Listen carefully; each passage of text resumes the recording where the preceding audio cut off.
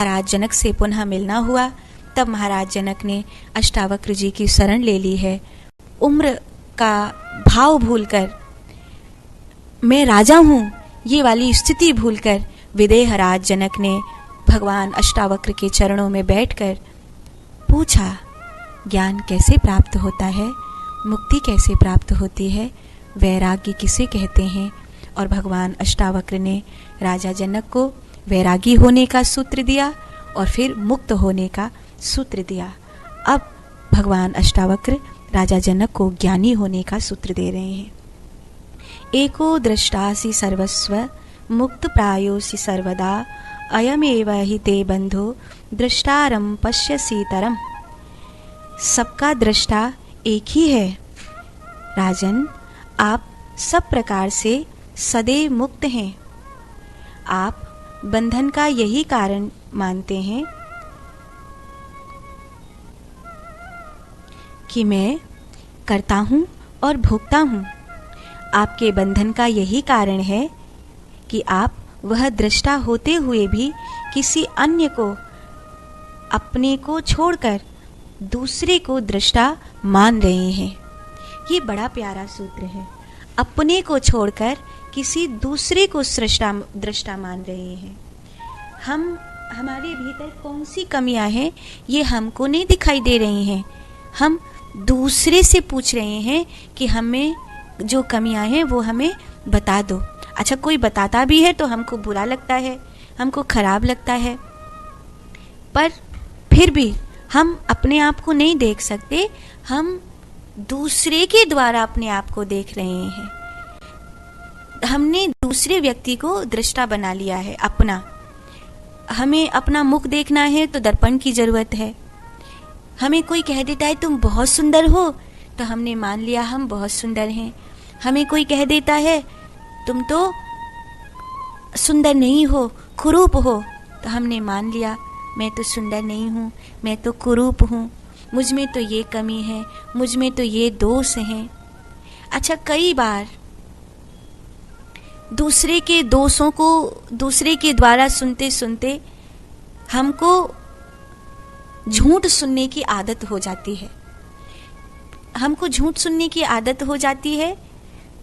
कोई कहे हमें ये अच्छाई है, हमारे बाल बहुत अच्छे हैं, हमारी आंखें बहुत अच्छी हैं,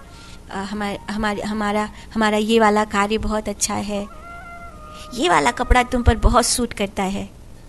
अगर 10 लोगों ने कह दिया कि ये वाला कपड़ा तुम पर बहुत सूट करता है, अब वो चाहे फट भी गया है तो भी मन करता है इसी को पहनूं, क्योंकि इसमें मैं बहुत अच्छा लगता हूँ, इस कपड़े में मैं बहुत अच्छा लगता हूँ। ये मेरी मान्यता नहीं है, ये उन 10 लोगों ने मेरी मान्यता बना दी जिन्होंने मुझसे कहा कि इस कपड़े में तुम बहुत अच्छे लगते हो।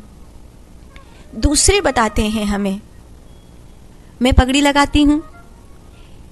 कई बार शुरू में आरंभ कहाँ से हुआ कि सिर में दर्द हो रहा था और हम माथे के दर्द की वजह से अपने रुपट्टे को माथे पे बांध के बैठे थे। तो हरिओम भैया ने आके कहा, महाराज जी बहुत प्यारे लग रहे हो, ऐसे ही बांध के रखा करो। एक भाव बन गया, मैं पगड़ी में बहुत अच्छी लगती हूँ। फिर धीरे धीरे धीरे धीरे ये भी मिला कि सिर खोलकर कथा में, अनुष्ठान में ज़्यादा नहीं रहना चाहिए, पगड़ी में ही रहना चाहिए। फिर किसी ने कहा नहीं महाराज जी आप बिना पगड़ी के बहुत अच्छे लगते हो। मैंने माना कि बिना पगड़ी के अच्छी लगती हूँ। अब अगर ये मैं मान लूँ कि मैं पगड़ी में अच्छी लगती हूँ या बिना पगड़ी में अच्छी लगती हूँ, तो ये मेरी दूसरे के द्वारा मानी हुई मान्यता है। मुझे ये सोचना चाहिए कि मैं किसमें ज़्यादा सुखी अनुभव कर रही हूँ। जैसे अंग्रेजी भाषा में कहते हैं कंफर्टेबल किसमें है। अगर मुझे पगड़ी बांधने में अपने आप में अच्छा लग रहा है तो मुझे पगड़ी बांधनी चाहिए। मुझे अपने आप में बिना पगड़ी के अच्छा लग रहा है तो मुझे पगड़ी नहीं बांधनी चाहिए। लेकिन यही बात मैं दूसरे के कहने से मानूं कि भैया ने कहा पगड़ी बांधनी चाहिए तो मैं पगड़ी बांध लूं, तो वो पगड़ी मेरे सुख के लिए नहीं है, वो भैया ने कहा उसकी आंख के सुख के लिए है। और उसकी भी आंख को कहाँ सुख मिलेगा, वो तो कहकर भूल भी जाएगा। आपने विचार किया है, आप जो चश्मा लगा रहे हो वो दूसरे की पसंद है, जो माला पहन रहे हो वो दूसरे की पसंद है, जो कपड़ा पहन रहे हो वो दूसरे की पसंद है, जिन आदतों को कर रहे हो वो दूसरे की पसंद है। आपका खुद का कोई अस्तित्व है कि नहीं है? आपके स्वयं के अस्तित्व को जानने के लिए आपको ध्यान में बैठना होगा, आपको अपने में स्थित होकर के बैठना होगा। क्योंकि जब तक आप ध्यान में नहीं बैठेंगे, जब तक आप एकाग्र नहीं होंगे स्वयं के प्रति, तब तक आप ये नहीं जानेंगे कि आप क्या हैं। आप ये जानिए कि आप क्या हैं। एक कहावत है बड़ी पुरानी, मूसे के जाए तो भिटे ही खोदेंगे। माने मूसे का, चूहा का बच्चा है तो वही काम करेगा ना जो चूहा करता था। अगर हम आत्मस्वरूप हैं तो हम वो कार्य क्यों नहीं कर रहे हैं जो एक आत्मा को करना चाहिए? हम वो क्यों कर रहे हैं जो एक पशु करता है? क्या आत्मा किसी का मांस खा सकती है? क्या आत्मा व्यभिचार कर सकती है? आत्मा क्रोधी, भोगी, लोभी हो सकती है? आत्मा का स्वरूप क्या है? दूसरे ने कहा सब खाते हैं तुम भी खाओ, सब ये कार्य करते हैं तुम भी ये कार्य करो, सब फलानी जगह जाते हैं तुम भी जाओ, सबने ऐसी हेयर स्टाइल बनाई है तुम भी बनाओ, सबने जो किया है तुम वही करो। तो तुम्हारी आत्मा कहाँ है? तुम स्वयं की दृष्टा कहाँ हो? भगवान जनक कह रहे हैं कि किसी दूसरे को दृष्टा मान लिया है। किसी दूसरे को दृष्टा मानने के कारण तुम स्वयं की दृष्टा नहीं रहे हो, और स्वयं की दृष्टा नहीं रहने के कारण तुम स्वयं को जानते ही नहीं हो। स्वयं को न जानने के कारण धर्म और अधर्म में, सुख और दुख में, कर्ता और भोक्ता के भाव में लिप्त होकर सब प्रकार से दुखी हो। ये बात भगवान अष्टावक्र हम सबको कह रहे हैं। मैंने बहुत साधारण से बहुत प्रैक्टिकल उदाहरण दिए हैं कि आप विचार करिए, आप स्वयं को कितनी देर देखते हैं। दूसरे की नज़र से अपने आप को मत देखिए, अपनी नज़र से अपने आप को देखिए। आपने बहुत बार दर्पण देखा होगा, एक बार ध्यान में बैठकर दर्पण को देखिएगा। दुनिया की नज़र से बहुत बार दर्पण में अपना रूप सुधारा होगा, एक बार अपनी नज़र से, अपनी दृष्टि से अपने स्वरूप को सुधारिए, अपने स्वरूप को देखिए, स्वयं की दृष्टा बनिए, अपने विचार को अपने ढंग से निर्मित करिए, दूसरे के ढंग से निर्मित मत। कि कोई गाना गाता हुआ जा रहा था और बस बिना सोचे समझे आप भी वही गाना गुनगुनाने लग गए। आपने अपने ऊपर से नियंत्रण कैसे खो दिया? आपको ये गाना गाना है या नहीं? दूसरा कुछ बोल दिया, बस आप वही सोच रहे हैं। किसी ने भड़काया, आप भड़क गए। किसी ने गुस्सा दिलाया, आपको गुस्सा आ गया। थोड़ी सी देर में किसी ने आपको फंसाया और आप फंस गए। थोड़ी सी देर में आप अपने ऊपर से अपनी दृष्टि को हटा लेते हैं। अपने ऊपर से अपनी दृष्टि को मत हटाइए, अपने ऊपर सदा अपनी दृष्टि को बनाए रखिए।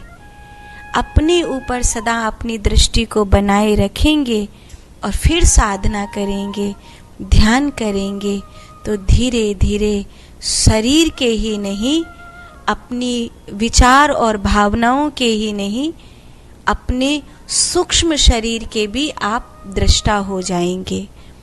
अपने हर एक कर्म के दृष्टा हो जाएंगे, अपने हर एक विचार के दृष्टा हो जाएंगे, अपने हर एक भाव के दृष्टा हो जाएंगे, अपने हर एक कर्म के दृष्टा हो जाएंगे। और फिर आप देखना, फिर आप दूसरे के हाथों की कठपुतली नहीं रहेंगे। दुनिया आपको नहीं नचाएगी, आप वही करेंगे जो परमात्मा चाहते हैं। और फिर देखना वही होगा जो आप चाहते हैं। यही सूत्र है 7वां।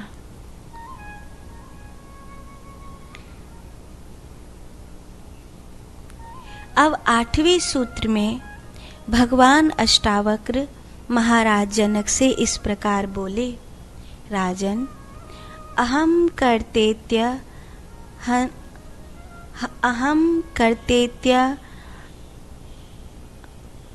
हम्मान महाकृष्णा हि दंसिताः नहं कर्तेति विश्वासः अमृतं पीत्वा सुखी भवः। राजन, मैं करता हूँ, तुम इस अहंकार से मुक्त होकर ऐसा है मानो किसी को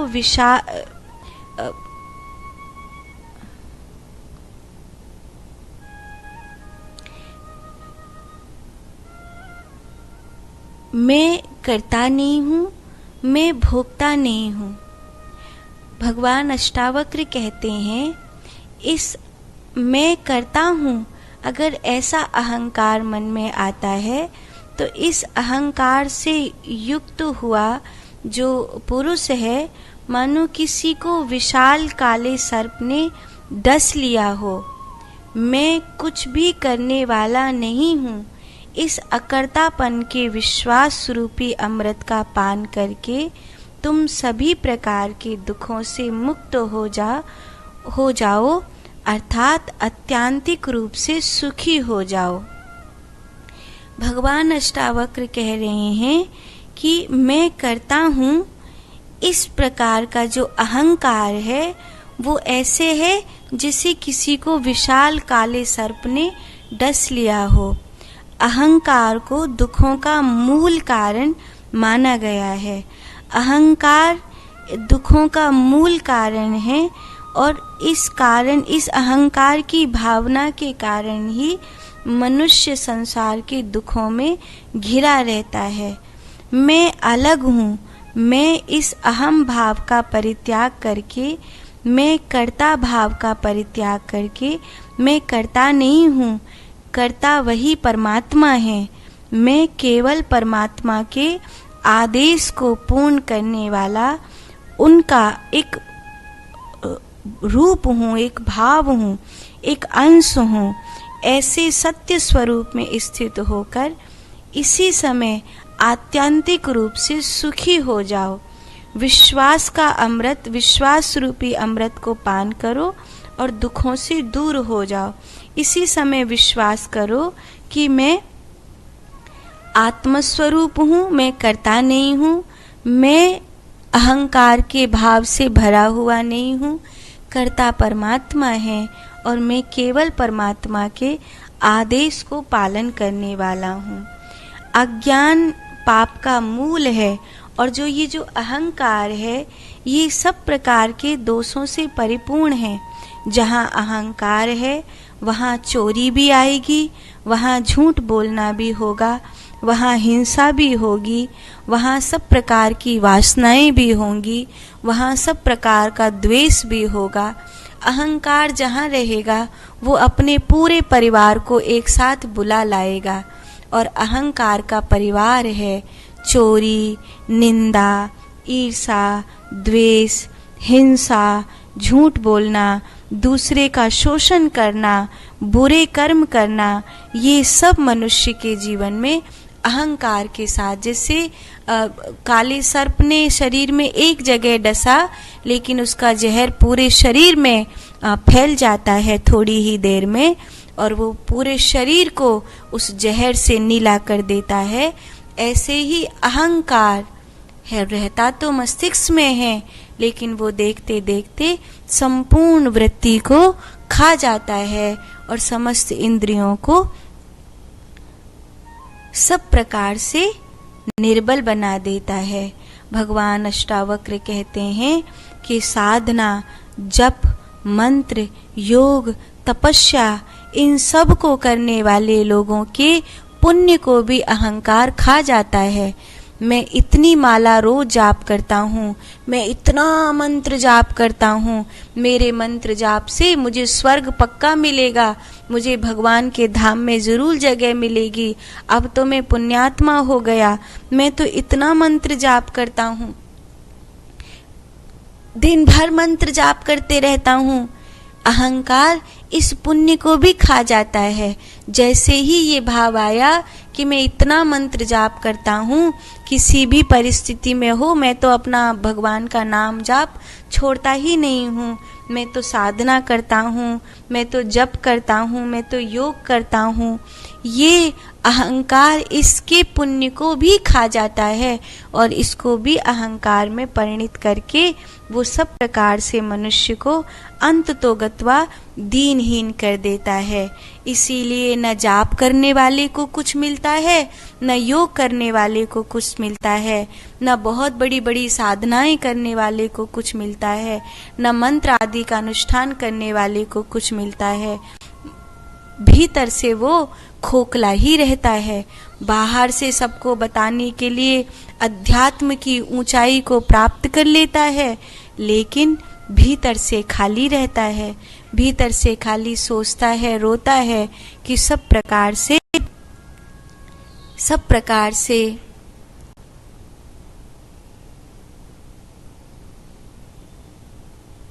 मैंने कुछ पाया नहीं है, कभी मिलेगा, शायद मेरे मरने के बाद मेरे मंत्र जाप का फल मुझे मिलेगा। देखो मुझे धन मिल गया, पद मिल गया, प्रतिष्ठा मिल गई, सम्मान मिल गया, यही मंत्र जाप का फल है। योग के द्वारा मैंने ये सब कर लिया, यही मेरा फल है। लेकिन इससे आत्म उद्धार तो नहीं हुआ, आत्मा का कोई कल्याण नहीं हुआ, ब्रह्म तत्व की उपलब्धि नहीं हुई, मनुष्य मुक्त नहीं हुआ। अहंकार मुक्ति प्राप्त करने वाले समस्त साधनों को खा जाता है। इसलिए जब तप योग साधनाएं अहंकार खा जाता है।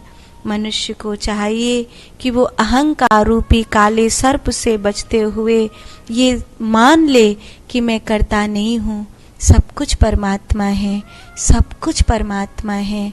और जब सब कुछ परमात्मा है तो मैं हूँ ही नहीं। अगर मेरे शरीर के द्वारा कुछ हो रहा है तो जैसे किसी कठपुतली को नाचना नहीं आता, कठपुतली नाच नहीं सकती, पर कठपुतली को रस्सियों से कोई नचा रहा है, प्रशंसा कठपुतली की होती है, कितना सुंदर नाच रही है, कितना आनंद हो रहा है, सुंदर नाच रही है, कितना आनंद हो रहा है। लेकिन कठपुतली को पता होता है और जानने वालों को भी पता होता है कि ऊपर हाथ में किसी के रस्सियां बंधी हुई हैं और उसका हाथ हिल रहा है और वो रस्सियां हिल रही हैं जिससे कठपुतली नाचती हुई दिखाई दे रही हैं। ऐसे ही परमात्मा कर रहे हैं और करते हुए हम दिखाई दे रहे हैं। इस भाव को विश्वास पूर्वक इस अमृत का पान करके मेरे तो गिरधर गोपाल दूसरा न कोई, जिसे मीरा ने कहा कि मीरा तो है ही नहीं, गिरधर ही है, मीरा नहीं है, गिरधर ही है। सूरदास जी ने कहा मैं तो हूँ ही नहीं, सांवरा ही है, मैं तो द्विविध आंधरो, मैं तो दोनों आँखों से अंधा हूँ, मैं तो हूँ ही नहीं। ऐसे जो भाव हैं, भक्तों के जो भाव हैं, इस ज्ञान को प्राप्त करने के लिए भगवान अष्टावक्र ने भक्ति की परम ऊंचाई को इस 7वें सूत्र में, इस 8वें सूत्र में महाराज जनक को कहा है कि हे राजन, मैं कुछ भी करने वाला नहीं हूँ। इस अकर्तापन के विश्वास रूपी अमृत का पान करके तू सभी प्रकार के दुखों से मुक्त हो जा, अर्थात आत्यांतिक रूप से सुखी हो जा। भक्त को कोई दुख कहाँ होता है? कितनी भी दुख पड़े, संसार ने भक्तों को सदा गाली दी है, सदा बुरा कहा है, लेकिन भक्तों को कोई दुख नहीं होता, क्योंकि भक्त को पता है मैं भगवान का हूँ और भगवान मेरे हैं। भरोसो दृढ़ इन चरणन केरो। सबको राम जी के घर जाना पड़ेगा, लेकिन राम जी को स्वयं सबरी के घर जाना पड़ेगा। तो अहंकार रूपी इस काले सर्प को अपने से दूर करने की बात भगवान अष्टावक्र कह रहे हैं। 9वां सूत्र कहते हुए भगवान अष्टावक्र बोले, एको विशुद्ध बोधोसी इति निश्चयवन्निना प्रज्वल्या ज्ञान गहनम वीत शोक सुखी भव।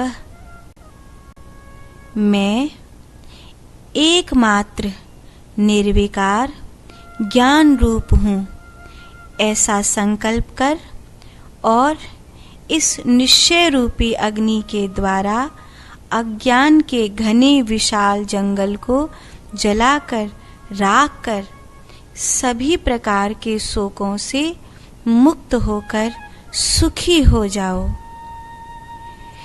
एक एक शब्द को समझना होगा। मैं एकमात्र निर्विकार ज्ञान स्वरूप हूँ। भगवान कह रहे हैं कि तुम ये जानो कि मैं एकमात्र निर्विकार ज्ञान स्वरूप हूँ।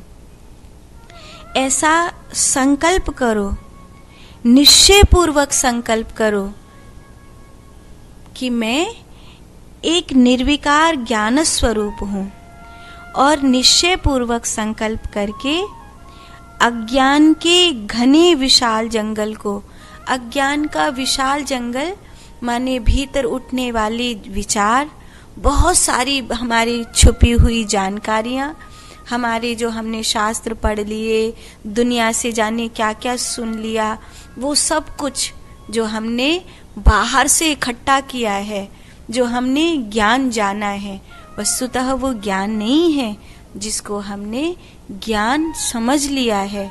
दुनिया से किसी से ये सुन लिया, किसी से ये सुन लिया, 17 लोगों से 17 बातें सुनोगे तो 17 चीजें होंगी। आपको जुकाम हो गया, कोई कहेगा लौंग खा लो, कोई कहेगा अदरक, कोई कहेगा सेहत ठीक रहेगा, नहीं नहीं फलाना सिरप अच्छा है, नहीं सिरप में भी ये वाला सिरप अच्छा है। उस डॉक्टर के पास जाओगे, नहीं पहला वाला सिरप फेंक दो, ये वाला सिरप अच्छा है। कुल मिला के जितने लोगों के पास जाओगे उतनी नई नई नई नई औषधियां आपको प्राप्त होंगी। रोग तो एक ही है। ऐसे ही आप अपने अज्ञान को लेकर जहाँ जहाँ गए हैं, आपको कभी किसी शास्त्र से ज्ञान दिया गया है, किसी शास्त्र से ज्ञान दिया गया है। हमारे भीतर बहुत सारी धारणाएं हैं, हम बहुत कुछ जानते हैं, हम बहुत कुछ जानते हैं, इसीलिए हम जो जानना चाहिए उसको नहीं जानते हैं। भगवान अष्टावक्र कह रहे हैं कि निश्चय पूर्वक निर्विकार होकर, निर्विकार होने का अर्थ है अब कोई विकार है ही नहीं, किसी भी प्रकार का कोई विकार नहीं, न कोई शास्त्र है, न कोई, मैं कुछ भी नहीं जानता हूँ।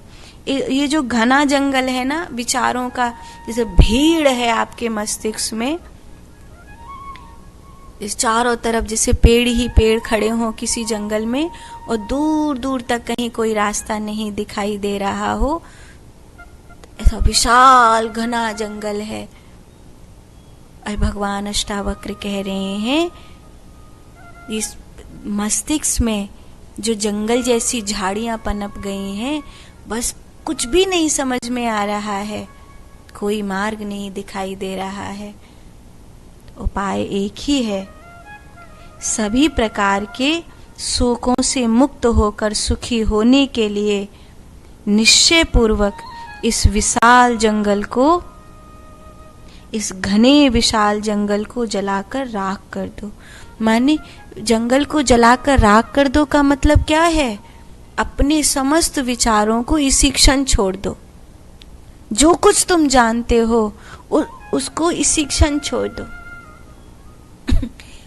क्योंकि जब हम कुछ भी नहीं जानते तभी उसे जान पाएंगे जिसे जानने के बाद कुछ बाकी नहीं रहता। जब हम बहुत कुछ जानते हैं तो उसे कभी नहीं जान पाएंगे जिसे जानने के बाद कुछ और जानना बाकी नहीं रहता है। ये 9वां सूत्र है।